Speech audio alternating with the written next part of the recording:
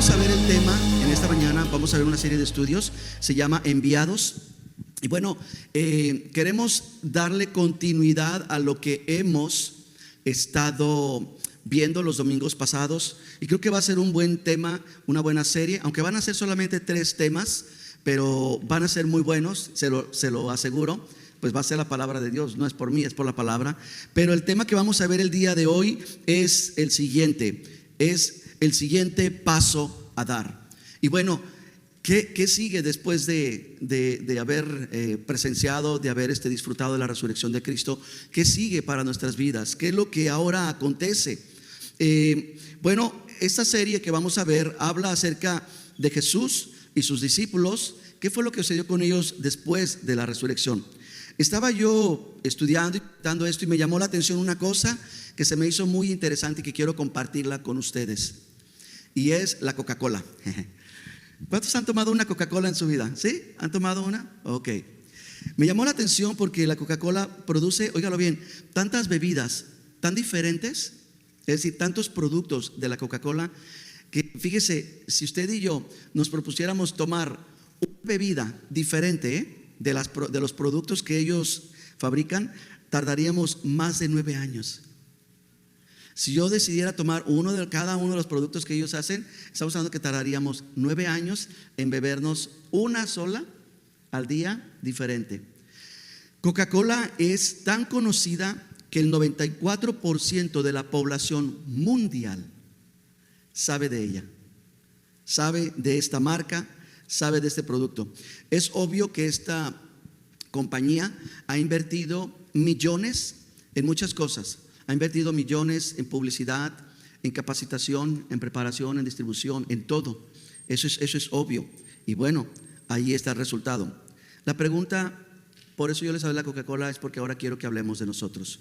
Como cristianos, ¿ustedes creen que así como los que trabajan, los que sirven para la Coca-Cola, gerentes, empleados, distribuidores, fabricantes, ustedes creen que la iglesia puede amar a Cristo, amar la obra de Cristo, así como los trabajadores tienen esa pasión por esa industria? Yo creo que sí. Sí puede la iglesia tener esa pasión. Lo que la palabra nos enseñó, mis hermanos, es que la resurrección no es un acontecimiento de un domingo al año. La resurrección no es algo que tenemos que celebrar una vez al año. La resurrección es una experiencia vivida, pero también compartida. Tenemos que vivir todo el año la resurrección de Cristo, pero también tenemos que compartir la resurrección de Cristo. Una pregunta: ¿algunos de ustedes han tenido un encuentro con el Cristo resucitado? Es decir, Cristo ha encontrado sus vidas, los ha salvado de la droga, de la destrucción, de la cárcel, de la muerte. ¿El Señor los ha librado? Bueno, entonces han tenido un encuentro con ese Cristo. Entonces, si es así, hay un paso inmediato que tenemos que dar. Hay un paso que sigue y que tenemos que llevarlo adelante, y esto es la transformación. Fíjese que cuando nosotros tenemos este encuentro con Cristo, lo que sigue es que somos enviados. ¿Enviados a qué? Cuando yo estaba en la semana teniendo algunas cosas, yo le pedí a uno de mis hijos, luego también por teléfono, tuve que hacer varias peticiones. Y una de las peticiones era enviar alguna cosa, ¿no? ¿Qué sé yo? Tráeme las llaves. ¿Sí? ¿Sí me explico? ¿Alguno de ustedes les ha tocado que sean enviados a algo? ¿O han enviado a alguien? Mire, ¿qué es más bien? ¿Qué es lo que mueve a una persona el enviar a otra? Piense un momento, ¿qué es lo que lo mueve? Bueno, definitivamente, en primer lugar, la autoridad, ¿verdad? Si alguien es mayor o tiene autoridad, eso es lo primero, ¿verdad? Lo segundo es, a veces la flojera. A veces la flojera a uno, ¿verdad? Mi papá me decía, cuando yo estaba chico, pásame el control remoto, y lo tenía del otro lado de la cama. Yo rodeaba y venía y se lo daba, ¿verdad? A veces nos mueve eso, a veces nos mueve la comodidad. La comodidad es la que nos hace pedirle a alguien, ¿no? Ve y haz esto. Pero hay otra cosa más que mueve a enviar a alguien. ¿Y sabe qué es? El amor. El amor es una de las cosas, o es, digamos, lo más poderoso que ha existido en todo el universo, que ha provocado enviar. Conmigo esta escritura. Dice así: Porque de tal manera amó Dios al mundo que ha dado a su Hijo unigénito para que todo aquel que en Él cree no se pierda, mas tenga la vida eterna. Escucha, ese es bien fácil, no lo conocemos, lo sabemos muy bien, a veces lo ponemos en algún cuadro, en la cocina, en el carro, pero escucha el siguiente texto. Porque no envió Dios a su Hijo al mundo para condenar al mundo, sino para que el mundo sea salvo por Él. ¿Que sea salvo quién? El mundo.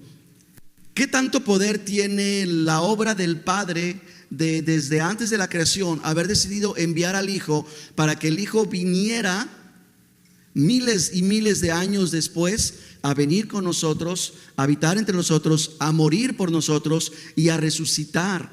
Ahora, ¿qué impacto puede tener eso que sucedió hace 2000 años en nuestras vidas? Bueno, déjele hablo un poquito de la mía, ¿de acuerdo? Espero no dormirlo. Yo soy del 71, ya estoy medio corrido. Soy del año 71.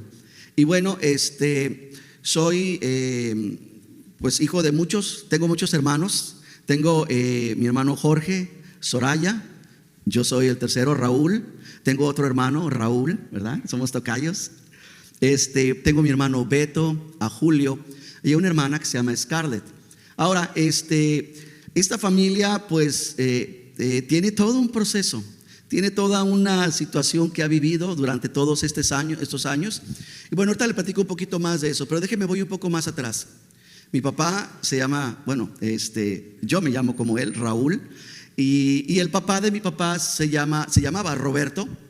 Él ya falleció, ya pasó a la presencia del Señor hace muchos años. Y déjele platico un poquito de él. Y yo quiero que me siga, porque todo esto nos va a llevar aquí. Él salió de refugiado, vino a refugiarse al país de México, de Italia. Él es originario de allá, de Italia. Y bueno, pues por temas de los conflictos que habían en Europa en aquellos años, él vino a dar acá no, allá, a México. Y allá conoció a una mujer a la que amó mucho, Alma, que es mi abuelita.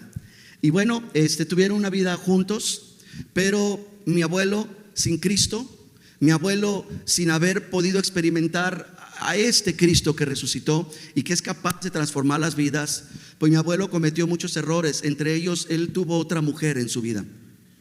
Él vivía una doble vida. Él vivía con mi abuela, siendo un aparente hombre de familia, un padre amoroso. Ya había nacido mis tíos. De hecho, déjenme les explico. Los hijos de mi abuelo, el primero fue Renan, el segundo Raúl, mi papá, el tercero Pati, Alma y Beto. Creo que más o menos es así el orden. Bueno, el caso es de que cuando ya tenía varios años de matrimonio y ya había nacido, ya eran unos jovencitos, unos niños, mi tío Roberto y mi papá, todo se empezó a colapsar. La vida de ellos, tanto de los grandes como de los pequeños, como de los inocentes y de los culpables, empezó a colapsar. Porque es que esto es lo que hace este mundo. Este mundo colapsa, este mundo destruye, rompe. Y bueno, una mañana le tocaron la puerta a la casa de mi abuela. Era otra mujer, una mujer joven, y le dijo lo siguiente a mi abuela: quiero que sepas que yo soy la otra mujer de tu esposo. Voy a tener un hijo de él y quiero que lo dejes en paz. Él ya no te quiere a ti, él ya no quiere a tus hijos. Él quiere solamente estar conmigo. Vamos a rehacer nuestra vida y no te queremos en la vida de él. Pues fue un impacto bien grande para mi abuela. Ella le dijo: voy a tener un hijo de él. Se acababa de enterar ella, y en vez de dar la gran noticia a mi abuelo, se la dio a mi abuela. Entonces mi abuela rápido, pues imagínense el impacto, agarró maletas y se fue, y le dejó una nota a mi abuelo: te dejo a tus hijos y te dejo con tu vida. Y mi abuela desapareció. Mi abuelo, cuando llegó, él era una persona pues había generado bastante riqueza, era un hombre influyente.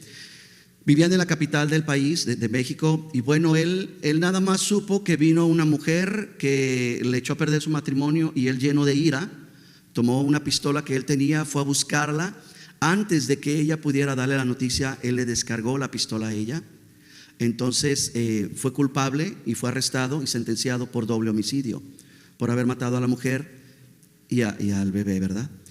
Y bueno, nosotros tenemos allá un sistema penitenciario un poco parecido al que había aquí en Estados Unidos. Es decir, tenemos un lugar para los mayores criminales que se pueden encarcelar, y este lugar es conocido como las Islas Marías. Es parecido a Alcatraz allá en San Francisco. Nosotros vimos de lejos ahí y dije, gracias a Dios que estoy en el puente y no estoy ahí metido, ¿verdad? Qué bueno, ¿no? Estar de este lado y no del otro. Bueno, entonces al abandono de mi abuela sobre la familia, mi abuelo, mi tío Renan y mi papá fueron a las Islas Marías, y ellos estuvieron cumpliendo la sentencia. Pero sucedió algo. En esos años de sentencia, de culpabilidad, de que tiene que pagar, de cosechar, ¿no?, las consecuencias, sucedió algo. Juan capítulo 3, versículos 16 y 17 vino a ser real en la vida de mi abuelo, y tocó la vida de mi abuelo de una manera tan especial, tan poderosa, que lo cambió y lo convirtió de un asesino a un predicador, a un pastor. Y él estuvo predicando y pastoreando allí. Sorprendentemente, las autoridades le perdonan años. Entonces él puede salir, y pues también mi papá y mi tío, ¿verdad? Qué bueno que también ellos pudieron salir, ¿verdad? Y bueno, era reintegrarse a la sociedad. Y lo primero que hizo mi abuelo fue tratar de encontrar a mi abuela para pedirle perdón. Este proceso los divorció, ¿verdad? Obviamente ellos vivieron lamentablemente un triste divorcio, pues imagínense, muy doloroso. Y bueno, no se supo nada de esta situación por mucho tiempo. Pero cuando mi abuelo salió, él buscar a mi abuela y le dijo, la encontró y le dijo: quiero decirte que soy un hombre nuevo. Quiero decirte que tuve un encuentro con el Cristo resucitado, no el Cristo de la cruz, no el Cristo de la tumba, no el Cristo del pesebre, porque nos gusta, bueno, al mundo le gusta celebrar a Cristo en un pesebre donde el pobre no puede ni cambiarse el pañal solito, ¿verdad? A otros les gusta el Cristo de la cruz, donde está tan amolado que pues no puede ni con su alma. Pero nosotros hemos conocido al Cristo resucitado. Es el Cristo que ha cambiado las cosas. Entonces fue con mi abuela y le dijo: esto es lo que ha pasado con mi vida. Y mi abuela le dijo: pues quiero que sepas que Cristo también cambió mi vida. Ella también conoció del Señor mientras estaban separados. Se volvieron a casar, ¿verdad? Y entonces fue cuando vino toda la raza. Vino, ¿quién más vino? Vino mi tío Beto, mi tía Alma, no sé, un montón, ¿verdad? Y bueno, ahí estaban ellos sirviendo al Señor. Pero pues, ahora la infancia, y ese es un punto que yo quiero que ustedes no pasen por alto. La infancia que pasaron mis padres, mi mamá por un lado, pero mi papá sobre todo, no fue una infancia fácil. Fue una infancia difícil, fue una infancia donde un hombre que no tenía el temor de Dios, el calor, el cariño del Señor, lo marcó mucho, lo golpeó mucho. Y bueno, crecieron, y aunque ya mis abuelos, si quieres vente conmigo, Jaime, cambia por favor. Y bueno, ahora que mis abuelos vinieron a Cristo, pues mis tíos y mi papá se resistían al evangelio. Pasaron los años, siguieron sirviendo al Señor y tratando de esa familia disfuncional volverla, ¿verdad?, a edificar. Y el Señor lo hace. Pero el Señor no es un mago o alguien con una varita mágica o un mago de la lámpara, ¿no? Él es un Dios de proceso, nos va procesando, nos va llevando adelante, nos caemos, nos levanta, nos ensuciamos, nos limpia, nos vamos, nos regresa, ¿verdad? Ese es el Dios que servimos. Entonces, un día mi abuela, en su frustración y en su oración por sus hijos, le dijo a Dios: si es necesario, yo quiero darte mi vida, pero yo quiero que mi descendencia ame a Dios y sirva a Dios. Y bueno, en uno de tantos días, les digo, la casa de ellos, yo la recuerdo muy leve, pero muy bonita, una casa grande, cochera para varios carros. Tenían un carro, algunos van a saber de lo que les hablo, un LTD negro, pero enorme, ¿verdad? Un carro todavía bien grande. Y bueno, deciden un día ir de campo, llevar a la familia a pasear. A mis tíos, a mi papá, ya no estaban tan chicos, ¿verdad? Ya estaban grandecitos. Entonces mi abuela organizando todo en la cajuela y mi abuelo calentando el carro, porque antes se calentaban los carros, quiero que sepan, se prendían y se tenían que dejar que el motor procesara. Bueno, pues sucede una tragedia. A mi abuela se le cae una servilleta al piso y cierra la cajuela y se agacha, y al momento de eso mi abuelo pues espejea, ve que todo está bien y echa el carro en reversa y le quita la... Bueno, fue una situación, una tragedia que vuelve a impactar a la familia Galina, vuelve a impactar a los hijos. y a mi papá, y bueno, fue algo muy difícil. Yo tendría para ese entonces tal vez 6 años, 5 años. Yo la recuerdo muy poco a mi abuela. El caso es de que mi abuelo vuelve a quedar preso, vuelven a detenerlo, y mi papá es el que se encarga de ayudarlo, y sucede algo tremendo, pero ahorita no hay tiempo para eso. Pero sucedió algo milagroso, que mi abuelo quedó libre y continuaron con su vida. Y yo recuerdo que mi mamá y mi papá me llevaban, yo estaba chico todavía, íbamos a verlo, un hombre alto, un hombre alegre, pero enojón, ¿verdad? Yo no me parezco nada, ¿verdad? Miren, estoy chaparrito y soy muy alegre, ¿verdad? Y no soy regañón. Bueno, el caso es de que pues esto impactó a mi papá y a mis tíos, y ellos vinieron al arrepentimiento, reconocieron a Cristo, reconocieron al Señor. Y aunque su vida no fue fácil, mi papá, después de tener varios años de matrimonio con mi mamá, y pues otro matrimonio disfuncional, ¿verdad? Cargando con lo que vivieron, con ese tipo de cosas, con esas experiencias, y pues un ejemplo muy mal fundamentado en la vida de mi papá, pues lamentablemente él también tuvo un matrimonio disfuncional, de manera que cuando yo tenía 18 años, mi papá decide terminar, romper con esa familia e iniciar una nueva. Él se vuelve a casar, y en este nuevo matrimonio nacen mis hermanos, a quienes quiero mucho: Raúl, mi tocayo, ¿verdad? Beto y Julio. Y bueno, mi papá, tratando de rehacer su vida, aunque tuvo un encuentro con Cristo, aunque conoció del Señor, pero no quiso aceptar al Cristo vivo, no quiso aceptar su necesidad de Dios, y no quiso reconocer el poder, la capacidad de Dios. Y bueno, él trata de seguir con su vida adelante, y lamentablemente él, sin ser una vida renovada, abandonada en las manos de Dios, para que Dios pueda, como dice la Escritura, ponerlo sobre la mesa y moldearlo y formar un nuevo ser de él, pues vuelve a lastimar a esta otra familia, vuelve a lastimar a mis hermanos, vuelve a ser duro con ellos como lo fue con nosotros, vuelve a hacer muchos errores, vuelve a engañar a este matrimonio, y tiene otra hija por otro lado, mi hermana Scarlett. Bueno, pues obviamente que la Escritura es muy clara: nadie se puede engañar a sí mismo. Todo lo que el hombre siembra, ¿qué pasa con eso? Lo cosecha. Y pues sufre el rechazo, el abandono, ¿verdad? Y bueno, la distancia. Y él así lo quiso, él quiso distanciarse, quiso estar lejos. Y bueno, procurábamos yo y mis hermanos acercarnos a él, y hasta donde él no lo permitía. De hecho, le llamábamos por teléfono, le enviábamos su dinerito a mi papá, y me decía mi hija: vamos a hablarle a mi abuelo. Y yo: hija, pero es que cuando yo le hablo son 10 segundos, y después me cuelga. Dice: no, yo hablo con él. Y hablaba con él, mis hijos lo saben. Y bueno, yo le decía: hola papá, ¿cómo estás? Hola, bien, todo bien. Y Melissa me arrebataba el teléfono: mira, mi abuelo, quién sabe qué, yo soy Melissa. Y se ponían a platicar. Y yo decía: mira qué ingrato, platica un montón con ella y conmigo no, ¿verdad? Pero así, sabemos que así somos los Galinas. Bueno, el caso es de que después de todo este tiempo, pues gracias a Dios cada uno fue rehaciendo su vida, siguiendo adelante, y pues teniendo cuidado de nuestro Padre, porque dice la Escritura. Y fíjense, yo acabo de hablar con alguien y le dije lo siguiente: la Biblia no te dice que ames a tu padre y a tu madre, porque hay circunstancias en la vida, y Dios lo sabe, y esas circunstancias son las que los padres pueden ser tan duros con los hijos, pueden herirlos de tal manera que es imposible humanamente que un hijo ame a su padre cuando él le ha lastimado de tal manera. Pero lo que sí nos dice la palabra de Dios es que los honremos. Honra a tu padre y a tu madre. Es uno de los 10 mandamientos, e inclusive es un mandamiento que trae promesa. Y bueno, este lunes pasado le volvimos a hablar, que a mi esposa que si me ayudaba, ella me ayudaba a mandarle dinero. Le mandamos un dinero, entonces yo le llamo.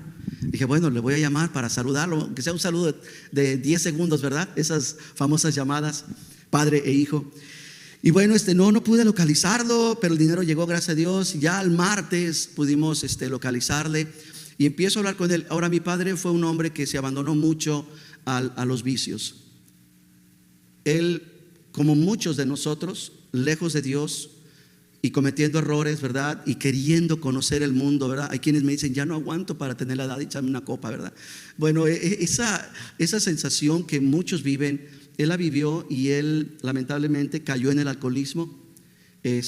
Mi mamá también. Y bueno, ustedes, gracias a Dios, saben que mi mamá fue libre de eso. El Señor la salvó, la rescató y se la llevó a su presencia, ¿verdad? Y eso es lo que sabe hacer Dios con nosotros. Entonces, este martes, cuando yo pude hablar con él nuevamente, que lo oigo, y yo dije, ay, Dios mío, mi papá tiene, no me sé la edad de él, pero fácil tiene más de 70 años. Yo dije, está bien borracho mi papá. O como dicen ustedes, bolo, boliche, no sé cómo dicen por allá, ¿verdad? Ustedes en su país. Está bien embriagado. Y le digo, oye papá, ¿qué pasó? ¿Estás tomado? Porque hablaba y no se le entendía nada. No se le entendía nada. Entonces, bueno, me preocupé y yo dije, no, algo no está bien. Entonces ya le dije, mejor tú me dices sí o no. Y ya le empecé a hacer una serie de preguntas. Y pues es porque estaba enfermo, no es porque mis malos pensamientos eran tan grandote y tan borracho. No, él ya no podía con eso. Pero pues me contacté con mis hermanos, con la familia, con la cual él tampoco ya no estaba, porque él destruyó también ese matrimonio, ese hogar. Y bueno, platicando, lo llevaron al médico y bueno, gracias a Dios no fue un stroke o una embolia, un derrame cerebral, pero sí lamentablemente le detectaron tumores en el cerebro y pues lo diagnosticaron con cáncer. El problema es que el cáncer que le encontraron no es el primario, es decir, encontraron que el problema en el cerebro era una metástasis. Eso quiere decir que el cáncer estaba en otro lado. Entonces, pues cuando yo platiqué con mi familia, con mis hermanos, con la mamá de ellos, con Rosita, pues es obvio que mi papá había hecho tanto daño que pues ellos, hasta donde él se los permitía, y pues también ellos con ese dolor. Pero bendito Dios, ellos como hombres, como personas misericordiosos, lo acogieron y le dijeron a los doctores, ya no hay nada que hacer con él, llévelo a su casa y bueno, ténganlo ahí, ténganlo cómodo, tranquilo y que esté bien. Y una de las cosas que a todos nos sorprendió es que él ya tiene el cáncer tan avanzado. Para ese día ya tenía el cáncer tan avanzado, pero cero dolor. No había tenido ningún síntoma más que el perder el habla, y uno de sus brazos empezó a perder la movilidad. Y bueno, lo llevaron a su casa y es lo que hemos estado nosotros viviendo desde el viernes. Y esta mañana mis hermanos me llaman por teléfono a las 5 del horario de ellos, a las 7 del mío, y pues me dicen que mi papá ya partió a la presencia de Dios. Ahora, aunque es algo que duele, aunque es algo que impacta, aunque es algo que se sufre, porque muchos lo han sufrido, muchos lo han vivido, yo le doy gracias a Dios porque lo que Dios hace es perfecto. La obra que Dios hace, la obra que Cristo hizo en la cruz y en la tumba, es una obra que nada ni nadie la puede deshacer. El único que puede aceptarla o rechazarla es uno mismo. Y bueno, mi papá, cuando platicábamos, cuando había un buen tiempo de plática, decía, oye, vi la predicación de esta mañana y me regañaba, ¿verdad mi amor? Eres muy aburrido. ¿Soy muy aburrido? ¿Los aburro mucho? Porque ya me dejó con la duda. Me dice, eres muy aburrido, me dice, y deberías de estudiar otro. Y bueno, como buen hijo de pastor, mi papá ahí se ponía a corregirme, ¿verdad? Pero lo que yo sí sé es de que mis oraciones han sido a Dios durante todo el tiempo de su vida, el que Dios lo rescate, el que Dios perdone, el que Dios restituya y el que Dios traiga. Y si hay algo que es imposible para el hombre, siempre es posible para Dios. Ahorita aquí están mis hermanos, le pido a Dios que la batería no se acabe. Están aquí ellos conmigo y bueno, es un tiempo difícil, pero ¿sabe qué? Es un tiempo que yo le agradezco a Dios porque hubo la oportunidad de reunificar. Y escúcheme, lo que tal vez el psicólogo, lo que tal vez el dinero, el tiempo no pudo hacerlo, porque uno dice, bueno, hay que darle tiempo, el tiempo cura las heridas. El único que cura las heridas es Dios. Es el único. Y bueno, mis hermanos tuvieron la bendición de recibirlo nuevamente en su casa, de tenerlo, de abrazarlo, de tenerlo cerca, de perdonar, de pedir perdón. Y mis otros hermanos, ¿verdad? Mi hermana Soraya y mi hermano Jorge, quienes también sufrieron, pues también ellos en su corazón pudieron soltar, pudieron liberar. Y sabe una cosa, iglesia, yo le estoy explicando todo esto porque aquí hay un problema, y el problema es el siguiente. es que la iglesia olvida Juan capítulo 3, 16 y desconoce versículo 17. Ahora sí puedo decir yo, fíjese, que soy huérfano. Ahora sí soy un hombre huérfano, de padre y de madre. Pero tengo una familia enorme. Tengo una familia en la fe aquí y no estoy solo. Tengo una familia en la carne que también se duelen, que también sufren, pero no están solos. Y eso solamente lo puede hacer Cristo y su obra. Ahora, ¿me duele la partida de mi papá? Claro que me duele. Usted no piense que soy de palo. Yo estoy aquí agarrando fuerzas de quien me las da. Pero lo que me mueve y lo que sí me sacude más es que hay gente, hay allá afuera vidas que son huérfanos de padre y de madre como yo, pero que no tienen familia en la fe. Yo tengo un padre que está en los cielos.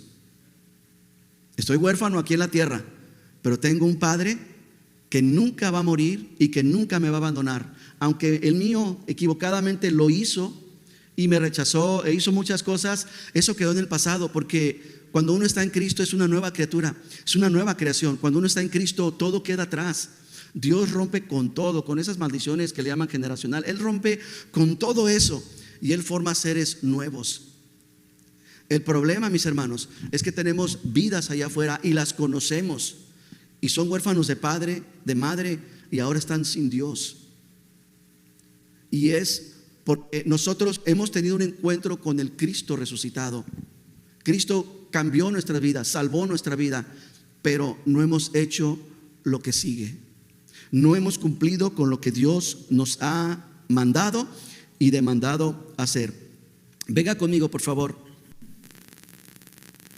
Una vez más a lo que dice la Escritura.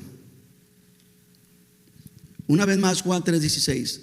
Porque de tal manera amó Dios al mundo, que ha dado a su Hijo unigénito, para que todo aquel que en Él cree no se pierda, mas tenga vida eterna. Por esto, iglesia, porque no envió Dios a su Hijo al mundo para condenar al mundo, sino para que el mundo sea salvo por Él. ¿Quién salva al mundo? Nosotros no. Dios es quien salva al mundo por medio de Cristo, pero nosotros somos sus mensajeros. Búscame la definición, por favor. Ahí lo tienes, de apostelo. La palabra griega para el enviar es esto. Hay dos palabras que yo quiero mostrarles. En griego la palabra es apostelo, de ahí viene la palabra apóstol. En el hebreo la raíz original es shalach. Cuando fue escrito el Nuevo Testamento, fue escrito en griego. Pero cuando fue hablado, es decir, cuando Jesús estaba con Nicodemo y le habló sentado en la mesa, teniendo ese tiempo de compañerismo con él, Jesús, sabiendo quién era él y sabiendo la condición de Nicodemo, como tú y yo muchas veces, en medio de fiestas o convivios o reuniones, en el trabajo o en el hospital o en el lecho de muerte, en donde sea, tenemos la oportunidad de sentarnos con alguien, como Cristo se sentó con Nicodemo, sabiendo que Nicodemo era un hombre que conocía la palabra, era un sacerdote, era un rabino, era un estudioso de la Biblia. Pero aún así Jesús dijo: no, él sí sabe, bueno, es que las arregle.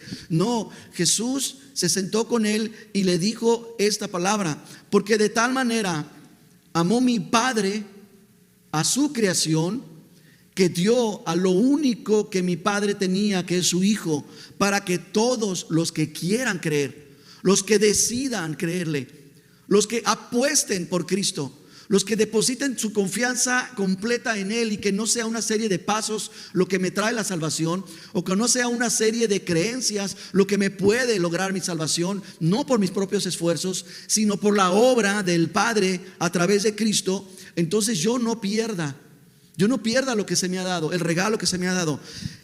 Y Él habló de lo que es vida eterna. Nicodemo tenía muchas cosas, como ustedes y yo.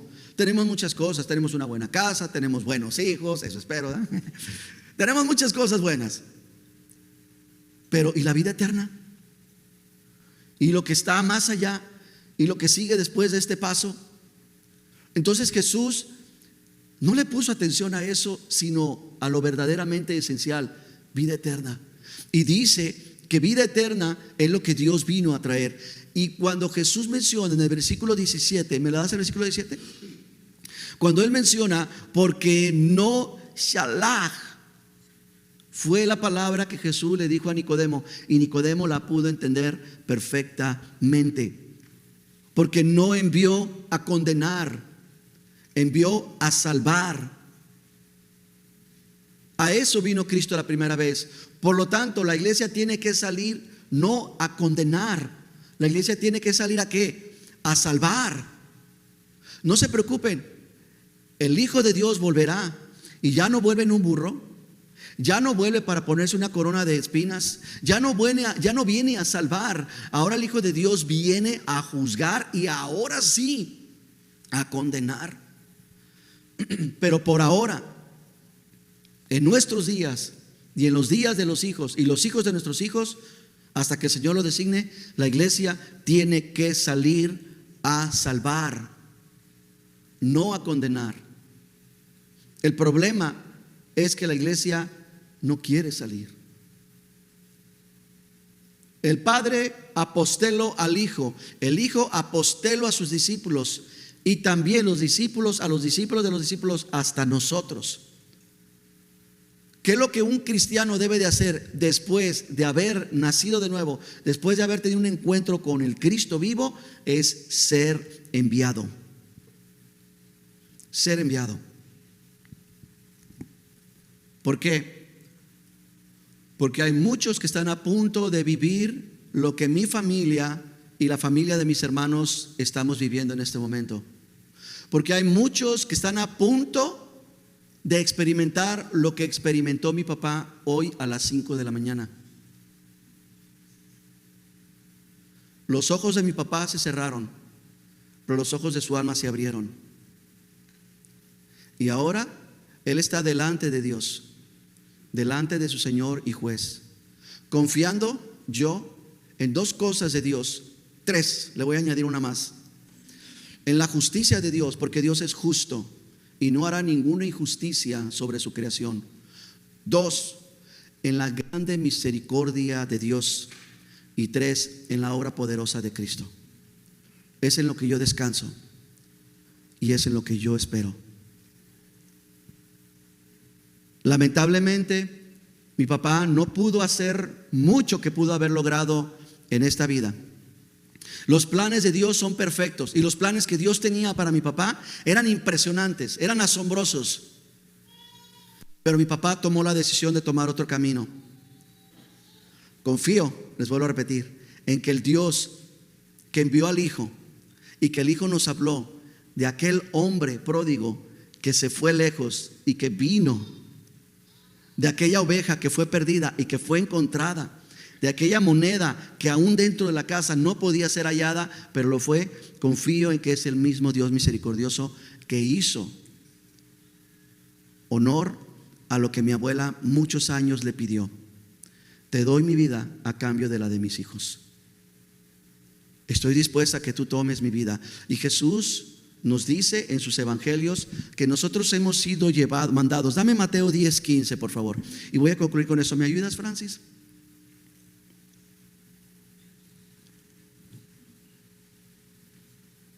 Vamos a concluir este tiempo, pero quiero que lea conmigo lo que dice. Jesús les dijo a los discípulos: yo los envío. ¿Está leyendo conmigo? Yo los envío como a ovejas. Y dice: los envío en medio de lobos. ¿Qué le hace un lobo a la oveja? Se la come. ¿Y qué le hace una oveja al lobo? Pues le hace el estómago lleno, ¿verdad? Lo único que puede hacerle una oveja a un lobo. Pues Jesús dijo: yo los envío como a ovejas en medio de lobos. Sean prudentes.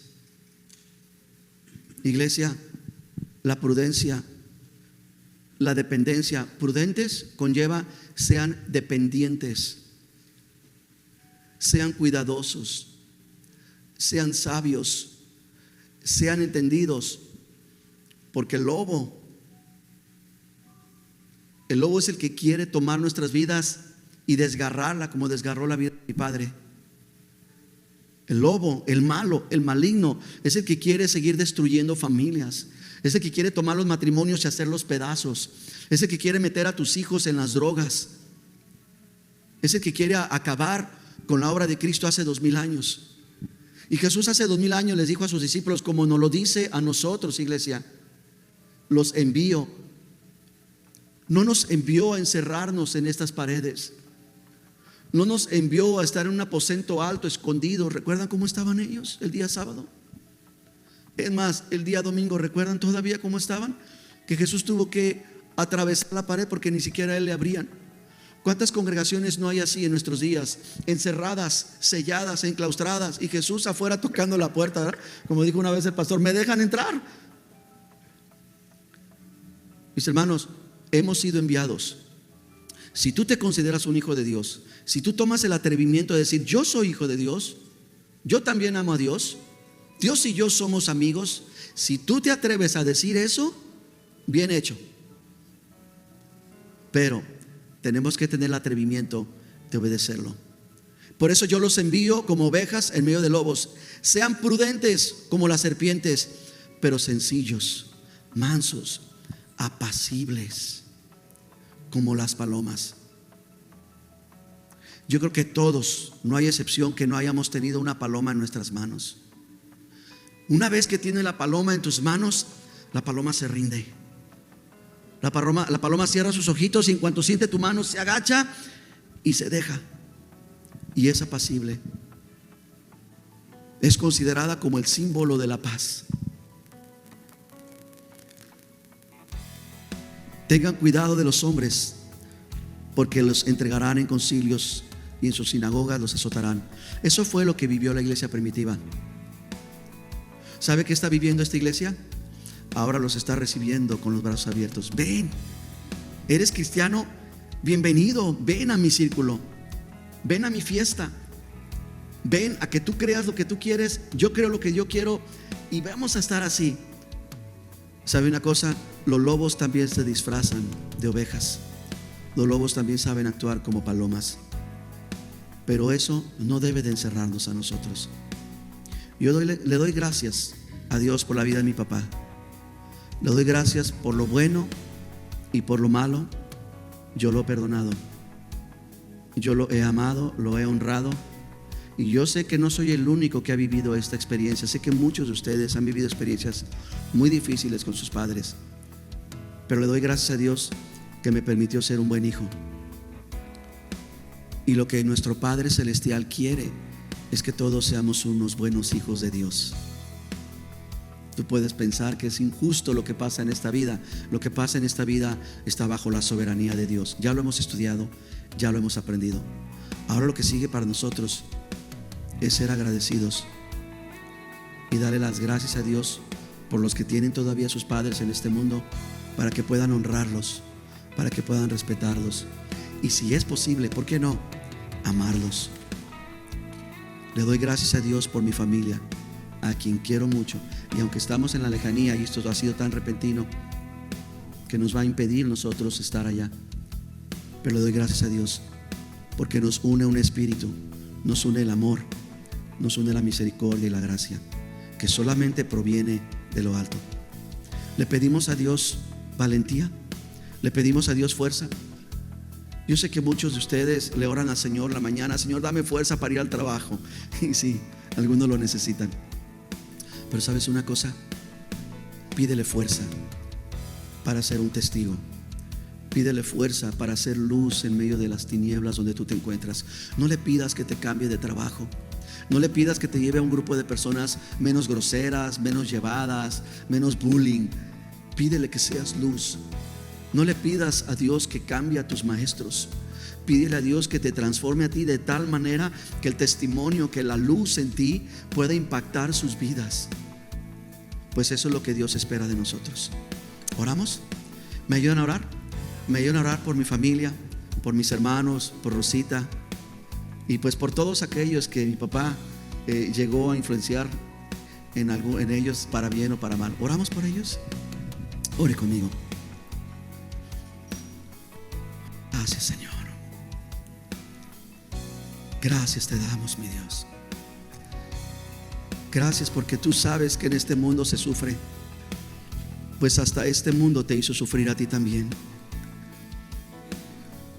Sufriste antes que nadie, mi Dios. Sufriste el abandono de Adán y de Eva, el menosprecio. Sufriste el rechazo del hombre. Sufriste el abandono de tu Hijo. Y sufriste la muerte de Cristo.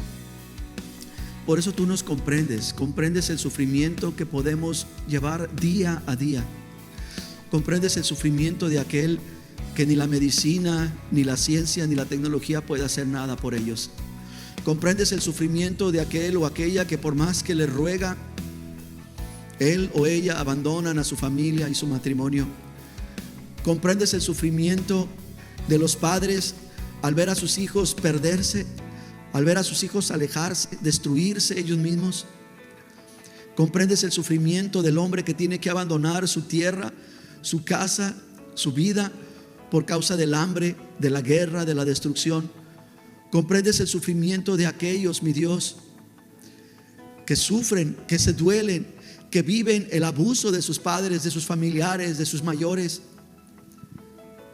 Tú nos comprendes perfectamente y te damos gracias porque el dolor que vivimos, el dolor que atravesamos en este mundo, en estos días, es un dolor que tú recibes, es un dolor al que tú no estás indiferente, es un dolor que tú dices: ven, hijo mío, entrégame tus cargas, entrégame tus angustias, entrégame tus dudas, aún entrégame tus deudas que tienes hacia mí, entrégame tus ofensas hacia mi persona, entrégame tus momentos donde me has traicionado, entrégame ese momento donde tú has sido ingrato, donde tú has sido rencoroso, donde tú has sido aquel que ha decidido apartarte. Entrégamelos. Y en esta mañana te entregamos no solamente nuestro dolor, no solamente nuestras peticiones y nuestras necesidades, te entregamos nuestro corazón. Lo rendimos a ti. Rendimos nuestro corazón. Rendimos, Señor, en cada palpitar de nuestro ser, nuestra vida a ti, pues eres tú quien nos dio aliento. Eres tú quien le permitiste aliento a mi papá durante todo este tiempo. Y gracias por haberme permitido ser su hijo. Te doy gracias por haberme permitido estar cerca de él. Te doy gracias por haberme permitido perdonarlo, puesto que yo hice cosas peores que él, puesto que yo te ofendí más a ti, puesto que yo te he lastimado, puesto que yo he sido más ingrato, he abandonado más yo que lo que fui abandonado. Y hoy te doy gracias. Te doy gracias por la familia en la fe. Te doy gracias por mis hermanos y mis hermanas que también sufren, que también se duelen, pero que también, mi Dios, deciden venir ante ti, venir y descansar, venir y entregarse y rendirse, venir y estar a cuentas delante de tu presencia y salir de este lugar no cargados, no condenados, no señalados ni censurados, salir levantados, pues eres tú quien levanta su rostro, eres tú la gloria de esta iglesia. Eres tú quien levanta la cabeza de ellos. Eres tú quien les perdona sus iniquidades, sus maldades. Eres tú quien los levanta y los renueva. Eres tú el Dios que hace posible estas cosas. Y en esta mañana, mi Dios, venimos nosotros a presentarnos a ti y decirte gracias porque eres un Padre bueno. Allá en el mundo, en las tinieblas, hay un padre malo. Y ese padre malo quiere destruirnos. Quiere destruir mi matrimonio, quiere destruir a mis hijos, quería destruir a mis padres, quiere destruir a mi familia. Pero tenemos un Padre bueno y misericordioso que tanto nos amó, que envió al Hijo, no a condenar, sino a salvar, a restituir, a perdonar, a volver el corazón de los padres a los hijos, a que los hijos perdonen a sus padres, a que reunifique los matrimonios como lo hiciste con mi abuelo y con mi abuela, a hacer de lo más vil, de lo más menospreciado, de lo peor de la humanidad, de hacer de un asesino un pastor, un predicador. Ese es al Dios al que servimos en esta mañana. Ese eres tú, mi Dios. Así eres tú. Te bendecimos y te amamos con todo el corazón. Perdónanos porque seguimos siendo débiles, seguimos siendo inconstantes. Perdónanos porque seguimos siendo vidas que cambian, somos cambiantes. Perdónanos y ayúdanos. Gracias porque has puesto una imagen delante de nosotros. Y no es a Jesús en un pesebre, no lo es en una cruz, no lo es en un vía crucis. Es un Cristo sentado a la diestra tuya, reinando con poder, con autoridad, transformando vidas, cambiando corazones, resucitando a los muertos en sus pecados, en sus delitos, haciendo una nueva creación. Gracias, mi Dios. Gracias te damos en Cristo Jesús. ¿Le da gracias a Dios? ¿Cree que Él es bueno?